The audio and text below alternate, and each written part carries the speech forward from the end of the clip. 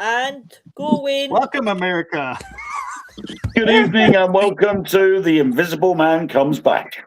Hello. Good morning, Vietnam. Yeah, oh, blimey. I've got son, go away. Told you. Yes, welcome to Fools and Ghouls, everybody. It's 8 o'clock, so it's time for mayhem with Fools and Ghouls. And we are going to continue where we left off last night with some little bits of Rendlesham Forest, which we mentioned last night on the Mystical Carousel show. It's all my fault because Lois had put me in it and said, you're going to start the show tonight. So I thought, okay, fair enough. Haven't given me a chance to work out what I'm going to say. So basically, for those that aren't familiar with Rendlesham Forest, back in 1980, there was a sighting over RAF Bentwaters. The objects had stopped over some bunkers where nuclear weapons were being stored. And the following night, they were then seen at the east gate of RAF Woodbridge by American airmen. Upon investigating, they discovered what appeared to be a giant black lemon squeezer with strange motifs on the sides, which was later then put into a statue and placed in an area of the woods where it was seen. Not a lot of people know that I think it was a few nights after, a bigger object landed in the field behind Rendlesham Forest, and a conversation was held between the station commander and the guards that had seen the object beforehand. Myself and my co-host of the Dark Mirror radio show, Mark Manley, we were filming for Truth Beyond Paranormal over in Rendlesham Forest. Now, Rendlesham itself has a lot of history with the occult, witchcraft, and obviously UFOs. So we decided we would go and investigate the area. After some time, standing in the clearing where the statue was, I had seen a white light above the tree line, which wasn't there previously during the night. I pointed it out to everybody else. We all saw it. And a few minutes later, it disappeared. Then Mark turned around to me and said, there's one up there. And I turned around, and directly opposite where the first object was, there was another object. Again, a couple of minutes, and then it disappeared to the east. We saw it actually leave. Must have been about 30 seconds later, we saw two objects go from the west, which was sort of more inland, heading eastwards. They came straight over the top of us, and as they went over, they got further apart from each other until we couldn't see them anymore. Then we saw another object a minute after that, going from south to north in the east, but it was going in a wave pattern. So it was going up and down as it progressed north. Thought, right, okay, that can't be a satellite. Satellites do not maneuver like that quick. So everything was all in an easterly direction. And without warning, Mark turns around and said, get your phone out, get your camera up and look up, take a picture quick. So I've looked up, I've looked straight into a black triangle. Massive. It was absolutely huge. The night itself was quite clear. There was a few wisps of cloud, but the moon was almost full.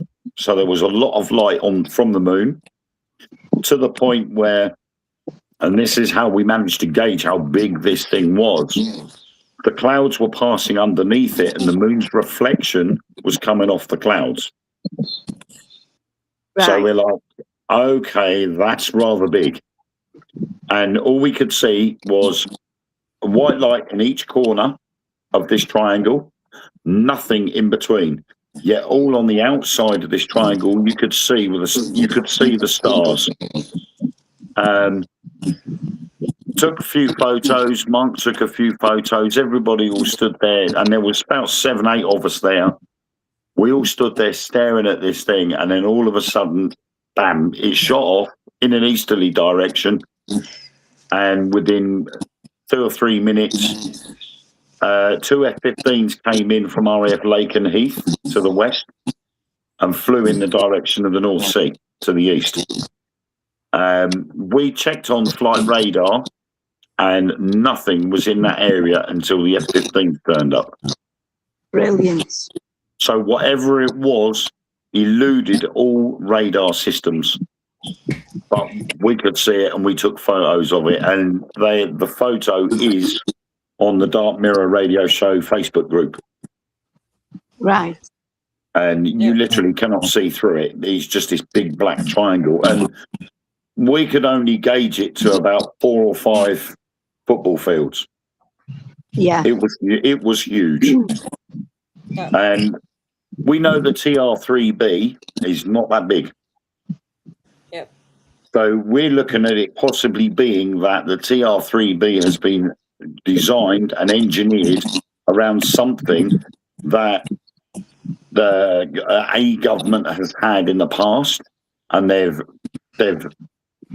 backwards engineered it and done their own version, and the TR-3B is the result. Right. Okay. Because there is no way we'd be able to hide something that big. No, it's true. But it was huge and it was quite scary. And I'm looking forward to when we go back, whether a similar thing happens again. Yes, I'm looking forward to that. Because it is, oddly enough, it is quite well known for UFO sightings in that area, despite the fact that the biggest and probably the most predominant story of UFOs in that area is the 1980 incident. Yeah. Yeah. But you can feel it in the area, though, Wayne. As I was coming into this whole area the other day, I was picking it up before you come to the first windmill, which is there. A few fields down from that, I was picking it up. Yeah. A few miles in, I was picking it up from another area because it just comes at me. And what I picked up there yesterday, it wasn't much, but I'm going again tomorrow, but we won't be there in the dark. We'll be there late afternoon, coming back about now, with these people who I don't, but I'll meet them. I know one of them. But I'm looking forward to our weekend up there. There was a couple of nights.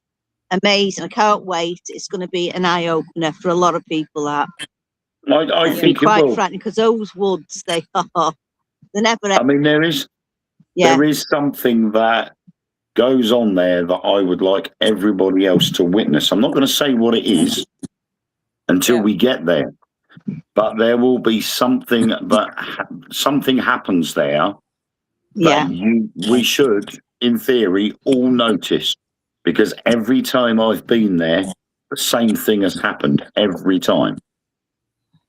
Right, okay. So when we get up there, I will ask everybody, once we start walking down to the site, if they notice anything. Right. Guys, I'll be looking for a particular answer. Right. I'm going to go through the comments, guys. What the fuck? Just ignore me, guys. As why I hate technology and I hate this computer. Remove. Right. Now we've all juggled. Just ignore me, folks. I am just shit with technology. I do apologise. My computer is deciding it's wanting to do its own thing tonight. Anchor, he even says Laken Heath is a dumb. Noreen says I've seen the same hold on. in 2011. Willow, do you understand what a dumb means? No, that's but a I'm deep sure underground military base.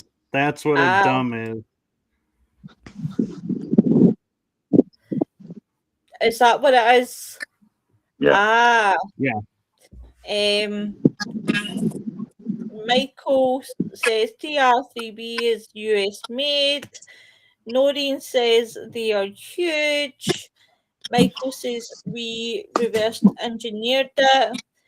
Hey Nigel, hope you're doing well, darling. He's still waiting for the results from his MRI scan on his foot. God love you, my sweetheart. I hope you're well.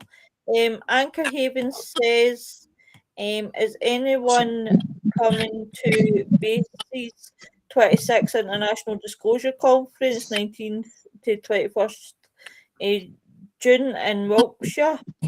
Terry says, I think I saw an early version of the TR3B in the 80s near Mountain Home Air Force Base in Idaho.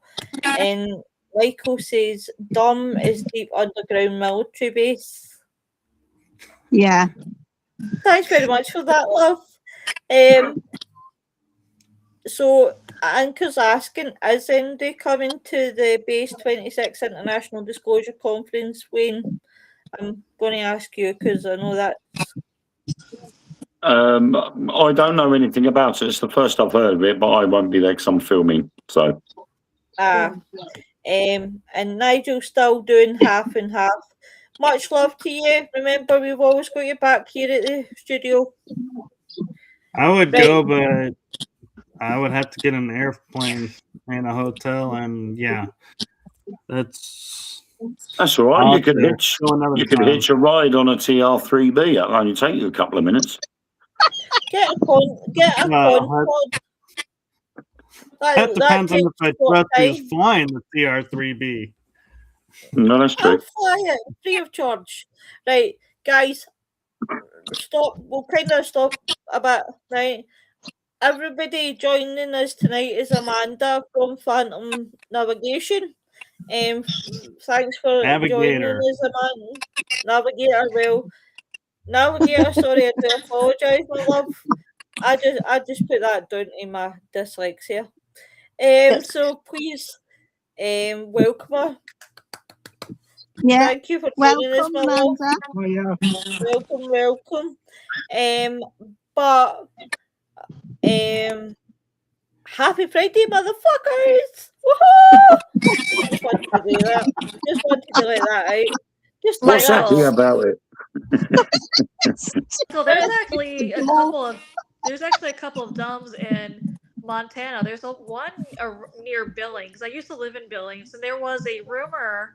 I'll say I can't confirm this. There's conspiracy theory that what was ever in Area 51 was secretly moved to one of the dumbs in Montana. Yeah, Area 54, I think, or one of those. Area 54, whatever it is, yeah. We can't forget Denver Airport either. Welcome. There are dumbs all over America. It's almost to the point to where you can't really throw a stone without, finding a dumb in America. Yeah. Well, we've only got to open our front door. There's plenty of dumb people around here. I could definitely throw a rock and hit a dumb. I definitely have to look at Scotland. If I can share my screen. Let me see. I can't share screen. Glenn Jones is speaking at the conference. So hush. Oh, wait, they're taking over. There you go. Wow. Oh. All those dots, those are dumbs. Wow. And the lines in between are tunnels. It's the tunnels I'm interested in. I'm sure if you said all those dumbs in a certain order, you'd get a tune out of that. Dum, dum, dum, dum, dum. Yeah. Thank you so much, honey. Thank you. Willow's funny. I'm funny looking sometimes too. Anchor says lots of dumbs in the UK. I'm sure there is. Yeah, now I'm trying to figure out how do I turn this off. I was going to say I got taken over by a Macklin. there we go. taking over. Now, Mr. Wayne, I'm going to move your ass back above me. Oh, really? Yeah, I've got bad wind. You are going to regret this, don't you? Yeah, I was like, you sure you want him above you? Because you never know what's going to come down on you. I've had garlic and beans today, so you've got to be careful. Well, I'm off already. Well, as long as you don't shit and tap at me, I don't care. Oh, I got a stomach ache. So it's going to be a bit smelly in your answer. Anchor says, Michael, send me that image, please. And Sly is laughing. Yeah. Self's laughing. I'll send you a whole bunch of them, Julia, because I found inner Earth tunnels and a bunch of other maps. Are we going floating out the body yet? I don't know. Are we? I've already gone. Come back, Wayne. What was Sorry, you've been replaced with Curl Scrummage. Wayne's not available at the moment. It's just Curl. Yeah. Just Curl. I've got plenty to part ask. of my dust. I'm trying to do like 3 things at once. Well, stop. Anka says, thank you. Wayne, you've knocked it out my head. Wayne has knocked out your head. When did I touch your head with a baseball bat? It's not what you've touched it with. That's a whole different show. What am I thinking? What about your drive? When you? Oh no, that wasn't random. You were. See the drive where you're missing time. That wasn't Rendlesham, wasn't it? No. No, that was Woodchester Mansion. Right. Sorry, I thought that was Rendlesham, but it wasn't. No, I didn't think it was. I'm here. Hey, Lonnie. Okay, Anchor Haven. I Hello, just here. sent you. Hey, Timmy. Are you with back? Daddy. I'm here and back on the show. Here comes my boy. Hi, Nick. Who's that? Nick is back. Wow. Who's that? Nick. Lois, I don't recognise who this is. How did you let him I in? assumed Nick would always be too busy now. Wow. No, I managed. I kept my word for Lois. Well, he kept that boy kept his word for his lassie here that he'd be here tonight. I see. Right, so you keep your promise to Lois and you appear on the show, but you can't to anybody else. I see how it lies. Hey, you're the one who told me when you don't cross Willow. We just cannot get the staff, you know. Do you know what it is? Do you know what it is? I have that sort of charm that says, if you don't appear in my show, Nick, I'm going to give you one of this. And it goes, I won't be there, Nick, Mum. she's already promised me to put her over her knee, so you've got to be careful, mate. Be careful. Man, I sure missed a hell of a lot while I've been gone. Yeah, she'll turn at your front. She'll turn up at your front door. Trust me. Listen, it's okay. I'll see Wayne first. I'll see him in July. And I'll tell you how bad it feels. He's taking one for the team. Oh, yeah. boy. No, I'm taking one for you. That's what it is. I sure missed you guys.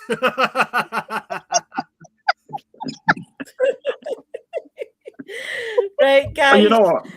I feel sorry for the people of Southwold Beach that are walking their dogs along the promenade, and all they can hear is Lynn laughing, and she's like, they're like, "What the hell's going on that bench?"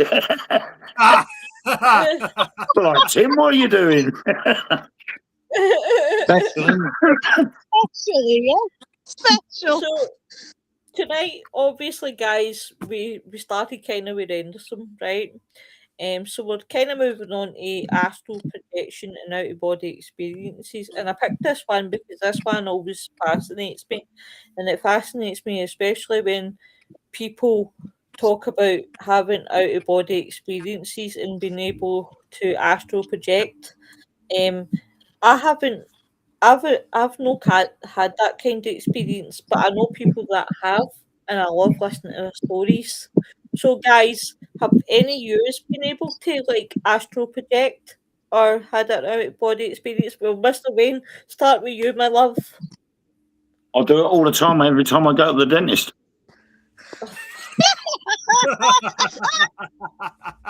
You laugh, right? I've got a high pain threshold. But when I go to the dentist and I sit in that dentist chair, I have whatever work needs to be done with no anesthetic because my physical body is there, but my spirit isn't. Oh, Wow. okay. That's actually really interesting. I literally take myself to my favourite place, which is a place called Sadari in Corfu, where my family live, and I will literally just whisk myself away to there, and I imagine myself on a sunbed with a drink, just getting the sun and enjoying myself. I do not feel anything that the dentist is doing until she's finished, and then I just get up and go. Okay, That's To the point. Michael's story. To the point that it actually scared the dentist because I am the first person she's ever done work on their teeth with and never had any anaesthetic. Wow. Oh my Jeez. God. I seriously couldn't do that. I would be having a hairy canary. I'd be like, So although it oh, sounds funny, but that's I don't know whether it is sort of astral projection or mind over matter, but I just take myself away from being in that chair and I think I'm on a sun lounger in Corfu. Well, now that you said that, it changes like for myself to think it was funny. Okay, well now that you've explained it, it's a lot more not only understandable, but first of all, something I've never even heard about, for someone going to the dentist and experiencing it yourself or whatever. So that changes everything for me. yeah. Well, It is weird, but whether it's like I say, whether it's mind over matter or astral projection, I'm definitely not in that chair. I don't know what they're doing until I come out of it. It's kind oh, I mean, I'm on about 30 odd years ago. I could go to bed and have.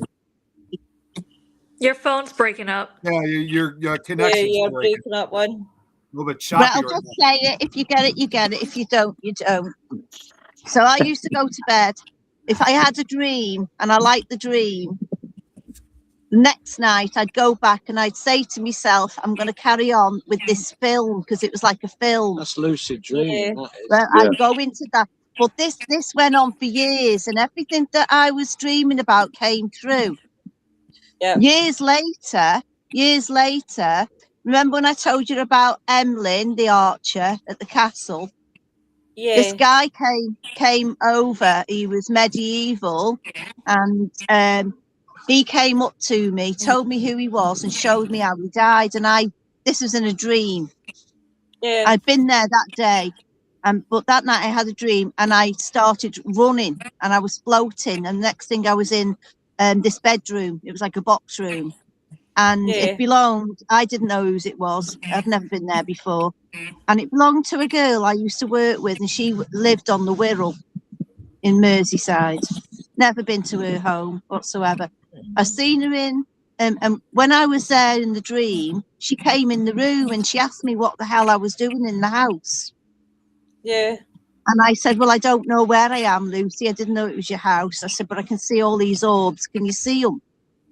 She said, well, yeah, she said. The next thing, the door opened and the man that came over the wall at the castle walked into the room. So the next day when I went to work, I thought, if I see her today, I'll tell her about the dream I had last night. So came to lunchtime. We went to the kitchen. She came in. I said, I've got something to tell you. She said, no, I've got something to tell you first. It's very, very upsetting for me. It's important. So she made a coffee. She come and sat down. She said, "What was you doing in my bedroom last night?" In her box room. And I said, "What do you mean?" And I knew what she was going to say because I'd been there, right, in my dream. Yeah. And she said, "You were in the room looking for orbs. And this man walks in the room." And I asked her what he looked like. And she told me. 2 years later, I was up at the castle with about 25 people doing a ghost hunt. And I told them this story. And I invited all them spirit people to come down and meet us. And I said, "Let everybody take photographs of you. Bring your friends. We've brought all these people to meet you." And that's how I've ended up with a picture of Emlyn. He brought a lady and a few other spirits with him. And I've actually got the photograph. That is crazy. That is absolutely crazy. And then I realised if she had actually seen me in her room, right, and everything was said exactly the same, I'd been astral projecting. I've also been doing it for years, but this is the first time I've had a witness. You know what I'm saying? So I was made up with that. Crazy. That's pretty crazy. Well, yeah, that explains you and Tim. See, I knew you had been astral projection before you two go together. You had been astral projection into his room, didn't you?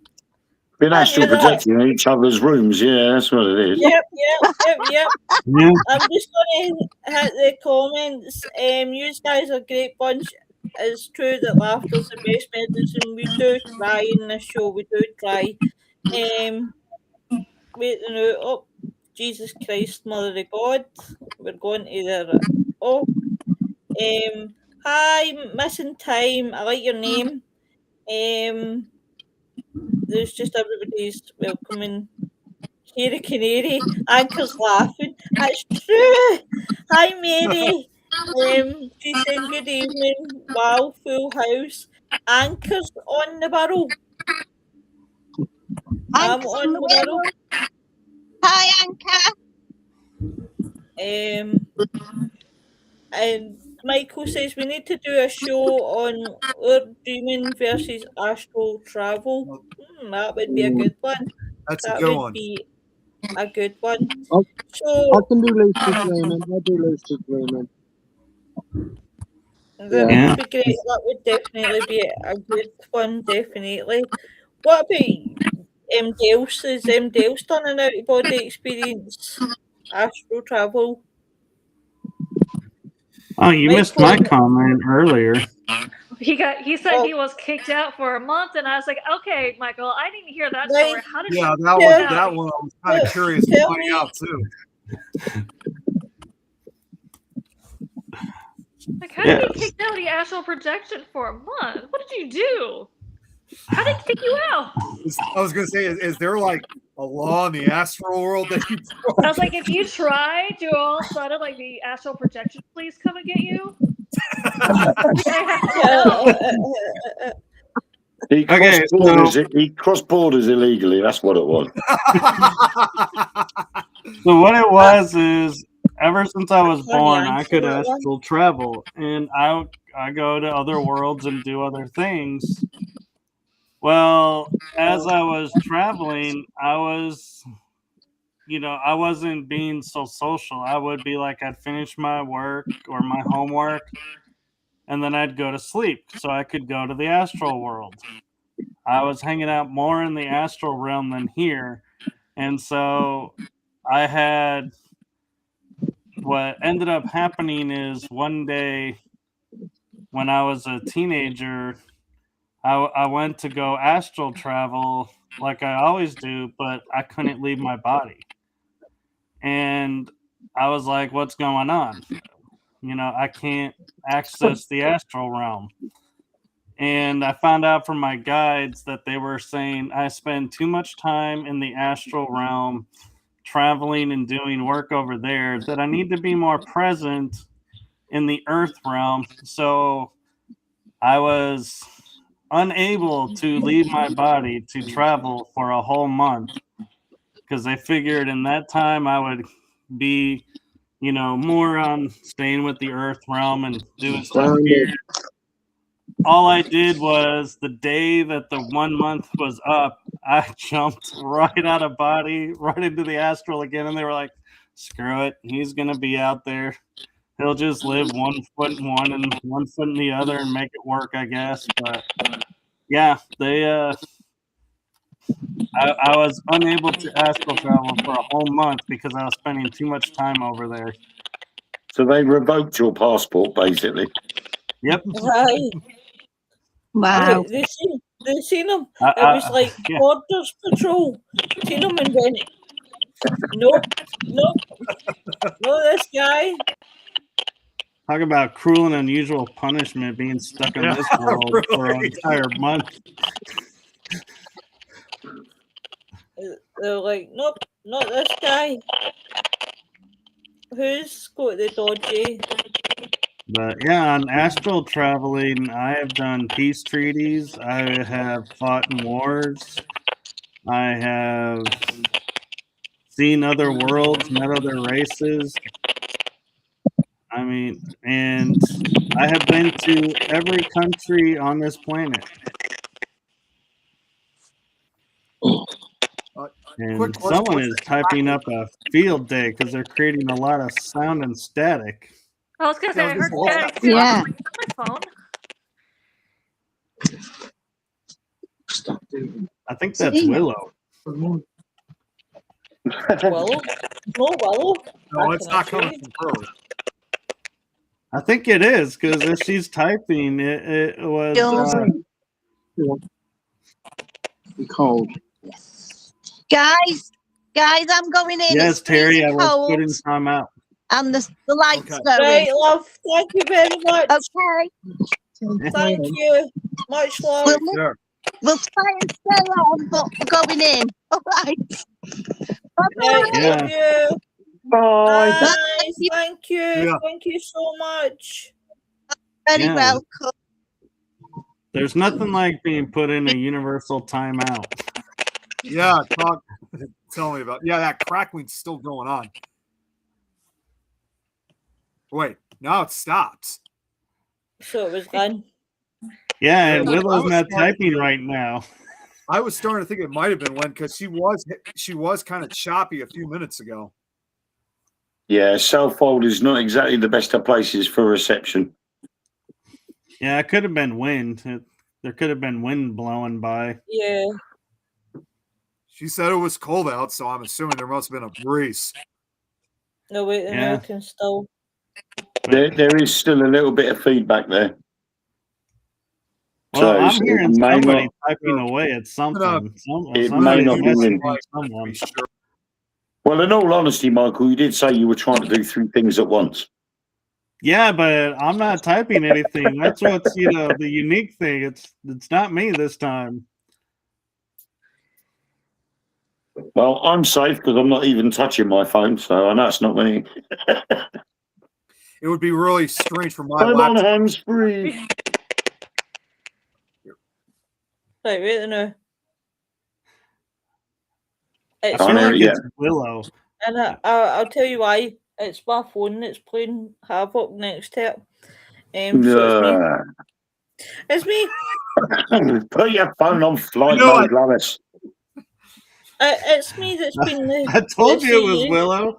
I was noticing the arm movements every time the typing sound started. See, Amanda, look what staff I've got to work with, eh? Oh. Aye. Oh, wait a minute. That's not me. Look. Oh, Terry says it sounds like static, not typing. To me, it sounds like somebody is hunt pecking on a Well, keyboard. it sounds like static to me. Well, unless I'm astral typing, it's not me. Well, I could already tell you it's not coming from my side because I had it muted while that was going on. Oh God, maybe somebody's trying to communicate with us in the spirit world. Maybe they'll try to join in the conversation when we're talking about astral projection. In fact, maybe it's somebody you've pissed off, Michael, in the astral projection since you Actually, get locked out for a month. They're trying to I was going to communicate. say, since you brought up the astral police, Willow, they're probably, investigating you now. Yeah, they're probably like, try to tell us a story about you. What was I going to say? So, poor Glenn and Tim, I felt so sorry for them. God love them, but dedication, for start sitting out in the wind. God love them. You guys get in there, heat up, hot chocolate on, definitely. But what about you, Nick or Amanda? You guys ever had like out of body experiences or astral projection? So I came close, and I'm hoping maybe Michael, since you have, maybe you can actually answer this for me. I came close, and the reason why I stopped, like I've tried a few times before, didn't do it. When I finally got to that point where I got to that point where I could feel myself like rising out of my body, where I felt heavier in the back, and I felt like strings were pulling me down, but my body was still kind of starting to float more and more up. The reason why I stopped is because I could see beings peeking around at me, and I can't feel like sensitivity. With me being sensitive, how I feel energy, I could not feel their energy. And I tried researching it, and some people in Reddit said, yeah, when you astral project, you'll see these beings, and then then they just float off. I'm like, well, who are they? All right, Are no they? bother. I'm like, are they good? Are they bad? Do I Like, talk to them? Do I just ignore them? No problem. I don't know. So okay. So first things first, when you're in the astral realm, they're not cops, but there are guardians Okay. that they kind of watch over and make sure, if you're going into a danger zone, that you're going to be okay, or you're going there. And so, yes, there are danger zones in the astral realm. It's not all meadows and peach trees and, sipping lemonade.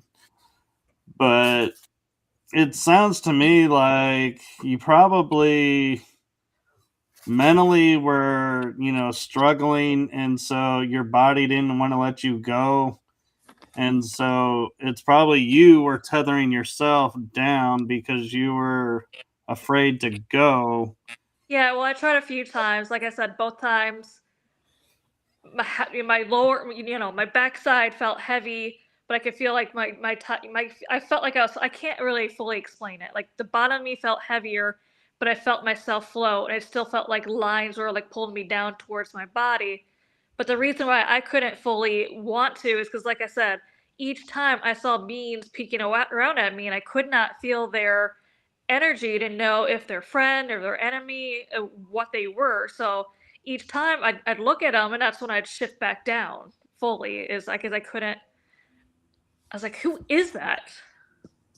So one thing I will say is don't worry about them, because if they're not really friend or foe, they're just around. And there are beings like that on the astral realm that they just watch everything. They're watchers, basically. And so I would say next time, see about just letting yourself go and just hover in your space and see what that's like. And then if you get venturesome, travel, somewhere in the city that you're in, and, kind of stay a little local at first.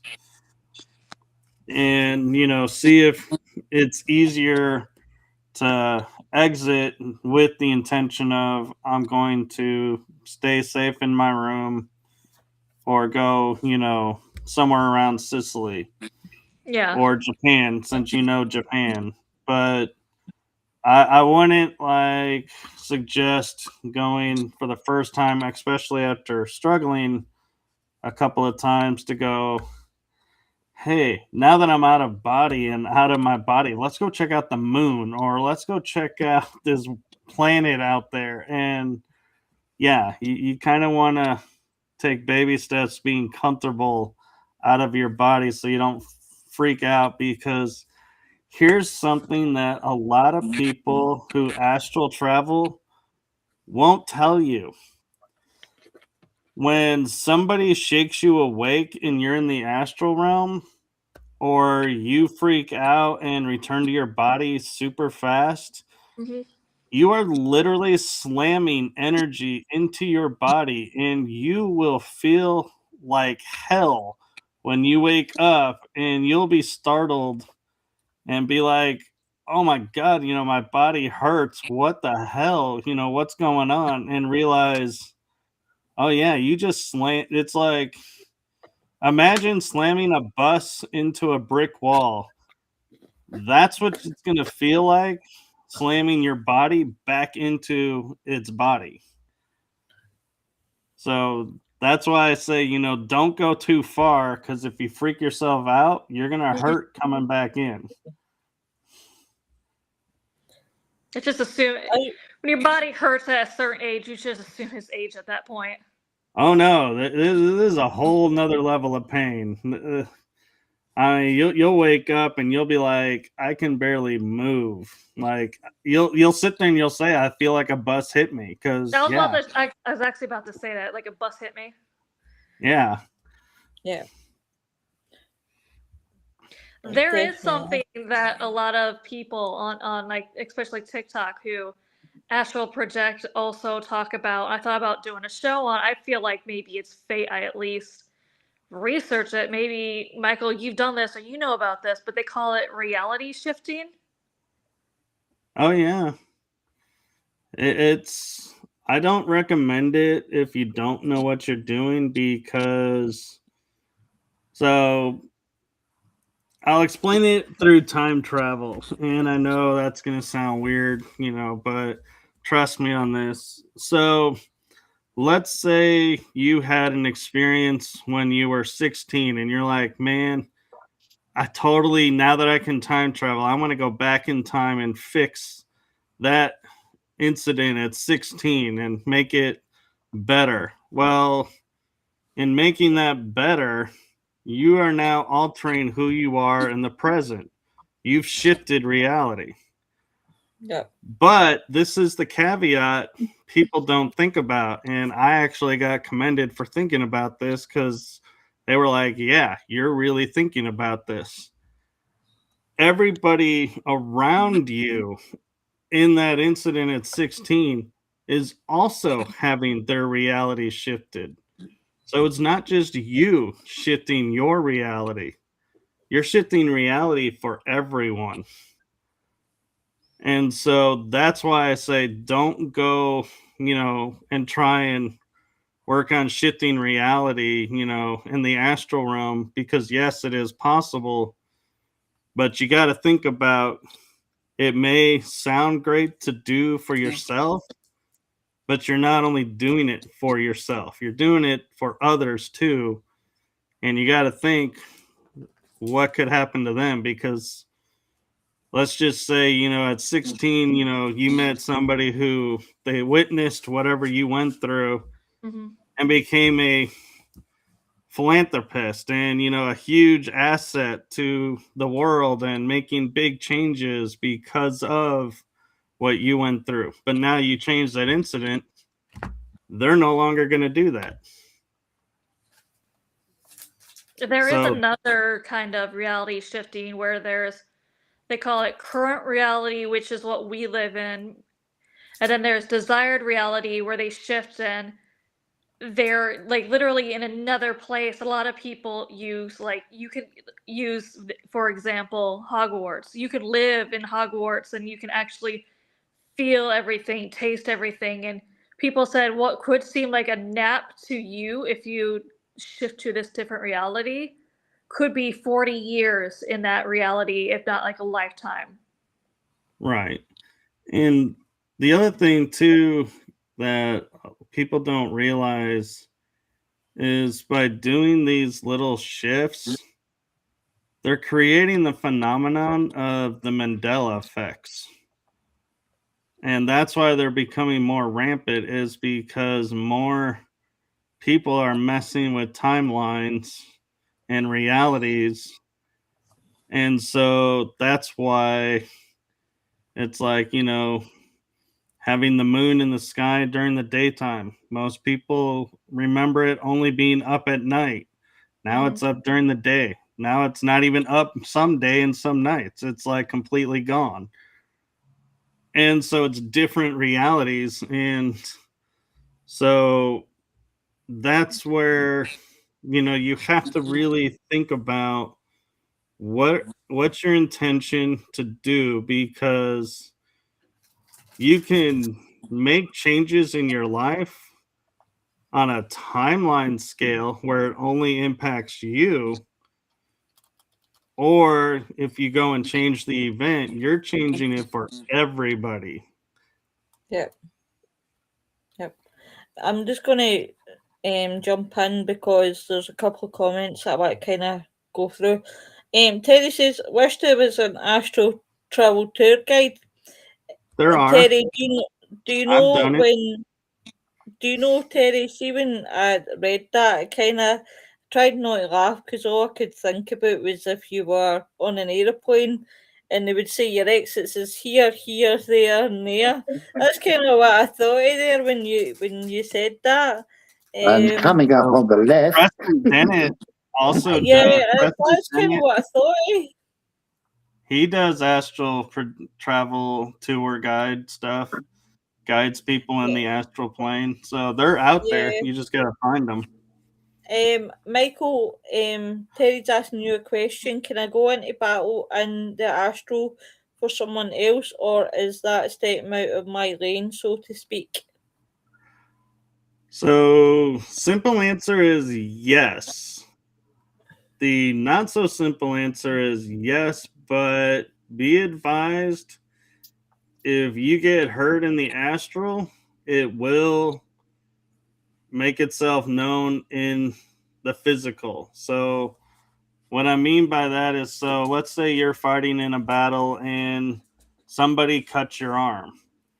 You will wake up with blood probably on your sheet near your arm, possibly, but your arm will be extremely tender and you won't have full usage of it because it needs to heal. Well, you having cut your arm in the physical, so you're waiting for your energy self to heal itself and then heal the body because you didn't heal first. So that is, so you can do it. You just have to be very careful. And there is also a misnomer that I think a lot of people don't think about, that it's kind of been brought up in like TVs and everybody just laughs about it. If you die in the astral, you can very well die here in the physical. So keep that in mind if you're going to go into battle for someone else. Is make sure, one, you know exactly what the rules are, and two, you know what you're doing and that you can keep the upper hand and have the ability to. And thirdly is, if somebody is having trouble, they can call out for help. And there are beings on the astral realm that they specialize in, if say a dark energy is haunting your space and you can't get free of it, you call out for help and they will come and remove that energy from your space and allow you to proceed. Yeah. But there is little special pockets of energy on the astral plane. It's known as the shadow realm, or that's what I've called it. And it's not the shadow like we talk about, a shadow work. This is a totally different realm. And what happens is, let's say Willow goes out into the astral realm and sees something really cool in the shadow zone. Well, she goes in there unaware that she's in a shadow zone and starts to become depressed, starts to become lethargic, starts to feel like it has no energy, no will or anything. Well, that's because the shadow is feeding off of her on the astral, and it's literally is draining her. And so somebody needs to go and get her out. And that's a very specialized technique, because anybody who goes in there can fall into the same trap. And so it's highly recommended to stay out of the shadow zones. So if you have a friend that's in there, get a hold of somebody who's well experienced in the astral that can possibly go in and help your friend out of there. Don't go in after them thinking I'm invincible, because they'll show you real quick you're not. Yeah. Yeah. Nick. Yeah, he went to go get something for his story, so I want to see what this was. Well, this is something that I've actually spoken about on other shows, and just before I do say it, Lois, you should probably know it's actually involving cryptids. Cryptids! Yeah. Cryptids! Your favorite. I love cryptids because they come in all sizes. I mean, they come in all shapes. Animals. Oh, that's a loaded response there. So, I mean, like I said, I know I've talked about it before, but I don't mind repeating the story. But this is probably the closest that I think I probably have ever gotten to like any type of astral projection, because yes, in some way, shape, or form, it probably was a dream, but it felt more like than a typical dream or nightmare, if that makes any sense. And it actually occurred, and how this occurred was also probably the result of somewhere I was at earlier that evening. So now I don't have to remind you guys, living in the Chicago area for a number of years, we had multiple sightings and reports of the Mothman over here, or what became known as the Chicago Phantom over here. There's still been a few sightings every now and then, though not as frequently as it was a few years ago. And one of the sightings that did occur during that time was by O'Hare Airport. Ironically enough, my dad and I were driving by that area, and this was literally a few days after the last sighting was reported. Obviously, we were not going out there to investigate that claim. We were actually just passing by for an unrelated journey, and passed by there again. But later that evening, however, hey Joe. Hey Joe. Later that evening, however, later that night, when I eventually went to sleep, I had this really very realistic dream in which it took place in like literally entirely in total darkness. Like I'm like in this deep dark area or whatnot. It's like I could hear wind. It's cold. It kind of partially, in some way, Mike, almost sounds like the shadow realm, if you will.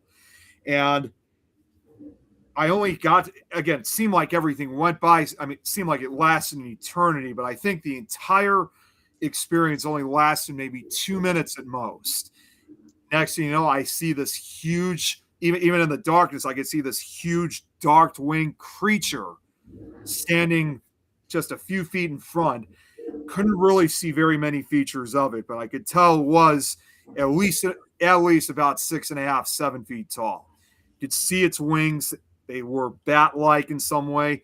Couldn't really make out a lot of the other physical features apart from its height, and not surprisingly, its red eyes, which were beaming, like they were glowing on their own energy. And, you probably heard the old thing with some other witness reports. They say that the red was very different. It was almost like it wasn't red like red, basically, just like a very unearthly red look to its eyes. Apart from that, couldn't see its face. And the way how I see it was it did not make any type of sound. But looking back at it now, I think it was trying to communicate with me telepathically. But I don't, to this day, I still don't know exactly the message it was trying to send. And when I woke up, I'm not going to lie, it was like as if I was in sheer terror. Like I was sweating. I mean, there was definitely something weird about this, somewhat between nightmare and astral projection, if you will. And because I knew that, because I've heard about this from others, that a lot of times when they've had experiences like this, sometimes even after a few days, they forget about this dream. So while the memory was still fresh, I'm not a very good sketcher, but I actually drew a picture of what I remember from that dream. And this is the actual sketch that I made. Again, I always apologize that it's not very good, but this is the actual sketch that I drew. And this was back in 2019. I'll make you big. Yeah.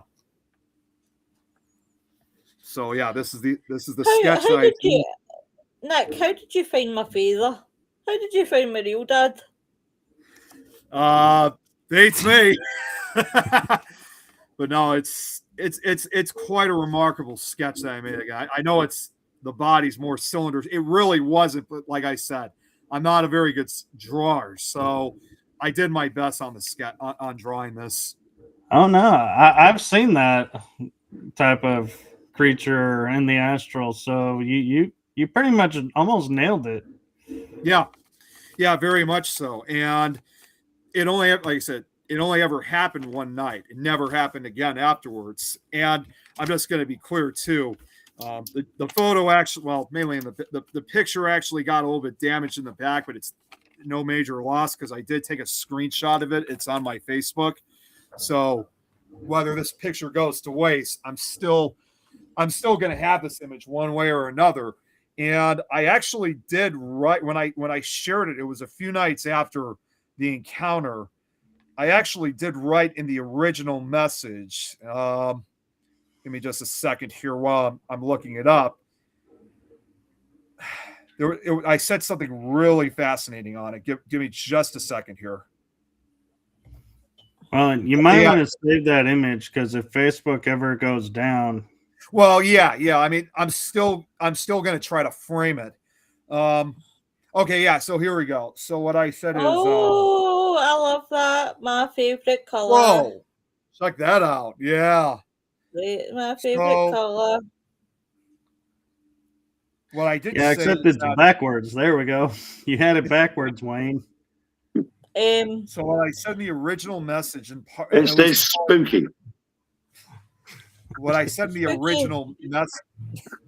What I said in the original message was, I got to say, though, even being the creator of this drawing, I find it very unsettling as it brings me back to this dream. While this is so far as close as I've gotten to a Mothman sighting, it certainly, like many, was a truly terrifying experience. What it was trying to tell me, of course, at that time, honestly, and I still believe this to this day, because as we all know, when it comes to the Mothman, it's usually a forerunner of doom right before some type of tragedy. So I said at the time, what it was trying to tell me, I don't know if I want to know or think about. Now, however, you folks can think about it. Yeah.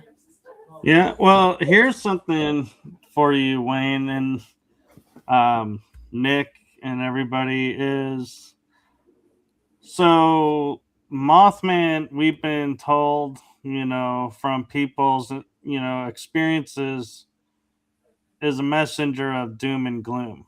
Well, that I don't feel like that is necessarily a total truth. No. Because it's being filtered by who's sharing the experience. And so if they're afraid, they're going to say, yeah, he made this happen. Well, did he? I don't know. But to me, when I look at like a lot of the cryptids out there, and everybody, says, oh my God, this is so scary and everything. And I'm like, well, it's only scary because it's something new.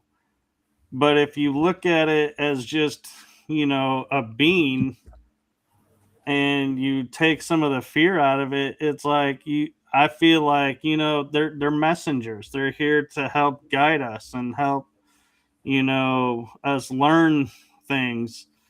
And so I just want to, put out there, just be cautious when you talk about, experiences, especially with cryptids. Like, what filter are you using? Because, like, for an example, Bigfoot, some people will say, oh my God, he was, making these sounds, and the sounds, scared me, and I think he was going to attack me. Well, he probably was coming to say hello and had to move branches out of the way. It's nighttime. You're misinterpreting what's going on, and you have now changed the whole experience. And he's not going to appear, because if you're afraid of him, that's why he may not show up now. He's like, hey, I don't want to create fear, so I'm going to disappear.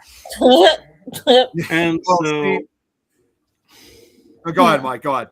Oh, I was just going to say, so just, be careful, and pay attention to the whole story, and not just, oh, yeah, hang your hat on, oh, this, cryptid showed up, and oh my God, it must mean this because of this is what it means. Well, we don't actually know what it means.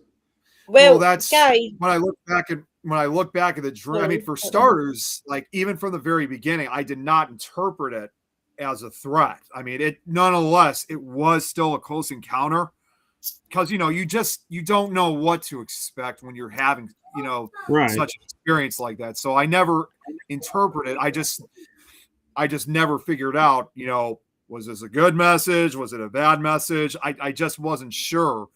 But at the same time, there's also those moments too. Sometimes it's just always best probably to not know exactly, because it may not be the answer that you're hoping for. Right. And I just want to clarify, when approaching a cryptid, if your intuition and your body and energy and everything is saying, do not approach, do not approach. Right. Walk away. Mm-hmm. Not everything is friendly, but not everything has a nefarious agenda either. Like, an example is, a mantis being a praying mantis that's 7 feet tall. Could freak the hell out of somebody, but they're a healer race. They're here to help us heal. So careful, your judgments, and trust your intuition over what your mind is telling you should be thinking. Guys, what I was thinking was, right, next Friday night, I had an epiphany. I had a really good epiphany while I was thinking. Next Friday night, I'm thinking, because this show hasn't had a good laugh in a good while, and I mean a right proper good laugh, I'm thinking about a paranormal party night, right? And I'm thinking of a quiz night and a bit of a karaoke night, right? And a bit of a laugh, a bit of a joke, right? Because we're having it, I think we've worked so hard for the last few years, and we've had so much going on, guys. We've not had a proper, let the hair down and have fun. Now, I will say, Jeremy York, obviously, we will be rowdy. It'll be our usual rowdiness. We're never out of line anyway. We're never been out of line. Why are you looking at Wayne when you said we're going to be rowdy? Have you been around Wayne? I was like, it looks like you're looking at Wayne. Like, Wayne, well, me and Wayne are the rowdiest too. No. No, never. You missed it, Amanda. Last night, Wayne blackened his screen to where all you could see was his face. And so we ended the show with Holly from Red Dwarf. It was Let's like go the funniest thing outside last and night. He reads books like that, doesn't he? I swear, I've gone through. I've seen him on TikTok Live, and I Holy thought he was shit. reading books. Yes, I So, do. He does read I do books. put all my lights on. So I have my little. I've now got my spooky light, and I've got my little green radiation jar or whatever it is. So I do Wait. illuminate the place to make it look a bit spooky. But I But have real- one thing, if I How can, say much? about the How much Astral. for the night, sweetheart? Mike, I just got to throw this out because you were talking about 7-foot tall praying mantis. There actually is a cryptid out there that does exist that's called the Mantis Man. That's seen, seen in New Jersey. It's actually a 7-foot tall bug-like creature. Yeah. That's my sister. What are you on about?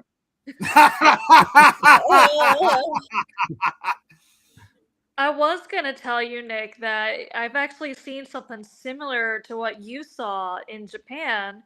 I was walking my dog during the day, and it looked like it wasn't a Mothman. It looked like I forgot the candy, but it's first they're sour, then they're sweet.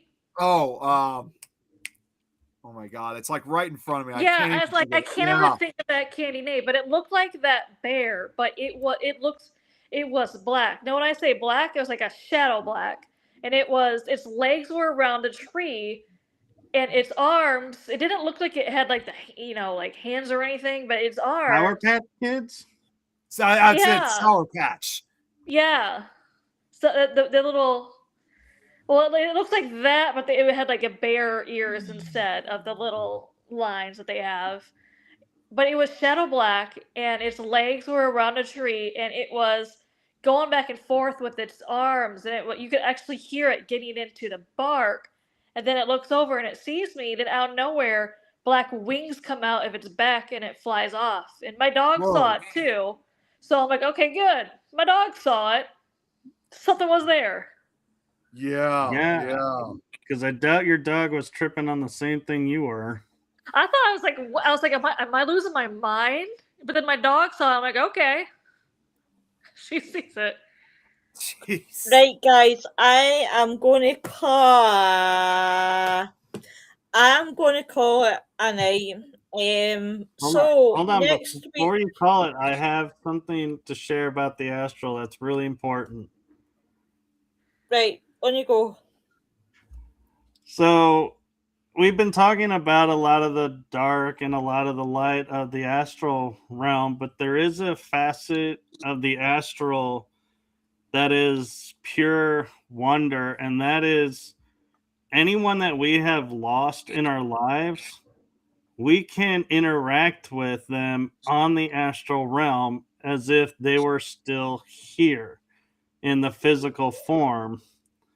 So that is a gift that the astral realm has given us. It's almost like you can time travel, and so if you've lost, say, a parent, you can just think about your parent, go on the astral realm, and your parent will arrive, and you can have a conversation and talk to them about what's going on. And so that is just, one of the wonderments of the astral realm that I wanted to share, because it's a lot of people don't realize that ability is out there and available to anyone.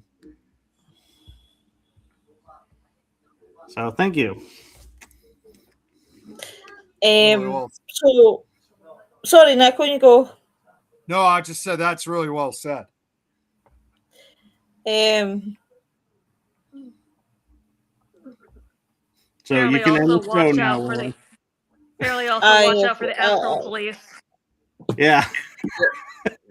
Yeah. Don't hang out with Willow. Willow's going to bring the Astral police on you. Yep. And then I'm going to put 2 pounds of jelly beans on. So, guys, next week, guys, there's going to be a wee bit of a switch. I'm thinking, obviously, Tom Cruise on Thursday. Maybe. There you go. There you go. Because Michael was a wee bit bombed out because he didn't get today's Tom Cruise. So do it Thursday. Oh, I just been teasing her. And the mystical that's an unhealthy infatuation with Tom Cruise. And obviously the mystical carousel show will be on the Tuesday, and the movie show will be on the Thursday instead. Friday, big paranormal party. It's going to be quiz night, karaoke. Actually, Lois, got to stop you. You thought you could end the show, Lois, but apparently not. When we talk about, I've just got to move in there. Right, what you got to say? When we talk about the paranormal, okay, it's not karaoke, it's karaoke. Right. Okay. I like that. Oh, that's good. I really like that karaoke. I really like it. Right. Yeah, well, I started it last year when I did a live event, and we did some karaoke while we were waiting to go out on the investigation. So it was pretty cool. Right, well, we'll do some karaoke, okay? You happy? I'm going to start using that now. Nick and Amanda, what you don't know is I asked Canva AI, to do Tom Cruise on the Astral realm, and this is what it created. See, so, I'm gonna start using that term now anytime I go to the after parties at the Paracons, because that just gave me an idea. Yeah, karaoke. Yeah. So, or you could do parapokey. No. That's something you do in seedy hotels with ghosts. I was gonna say, I'm sorry, Mike, but that just it doesn't sound right. Michael, what you do when you astral project has nothing to do with us, okay? So we don't want to know about that side of it. I'm not gonna comment on it further, but it doesn't sound right. Well, Wayne, as you say, we'll karaoke now. Give me some of your jelly beans. Oh, hang on. I'll send a couple more over. You ready? Just one. Hang on. Oh, got a white one with speckles on it. Hang on. There's a white one with speckles on it. You ready? Here it comes. She looked away. Thank you. That's just gone in her ear. I keep the cinnamon ones for me. They go in my special pot. Now, Wayne, though, scientifically, if it went in her ear and didn't come out the other end, that means there actually is something in there. Well, that's all right. If you'd have opened your mouth, you'd have got it. Enjoy it. Well, guys, that is happy fucking Friday, motherfuckers. That is us. Have a good weekend, guys. You will see me and Wayne on TikTok. You will see Wayne on Sunday. 9 o'clock. You will see me on Saturday. Now, on Saturday, I will be going throughout the day on tonight time. Now, I will be talking about some conspiracy theories, and then I'm going to talk about the Liverpool Pass, the Russian can obviously mystery. That's the one I sent you. I don't know if it was Dyatlov Pass. Yeah. Dyatlov Pass. Yeah, that's the one. Dyatlov Pass. Yeah. Dyatlov Pass. Anybody else want to say it? Dyatlov Pass. I just did my last podcast episode on that.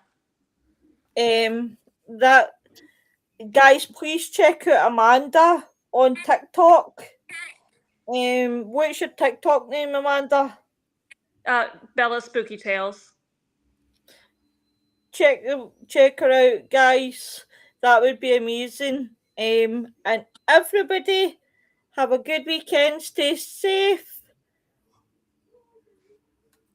Oh, sorry. You know, Wayne, I love the fact you put a book up, but your screen is mirrored, so we're seeing everything backwards. Yeah, but Michael, you do know why it's backwards, don't you? Because I'm doing something on TikTok that nobody has thought of doing, and that's reading the book backwards. That's something new. So it's actually Mildly on Coffee by King Stephen. Yep. Wouldn't that be Mile Green Ver? I mean, have you never heard of that before? Wouldn't that be Nexus Gear Kick? You see where I'm coming off of, guys.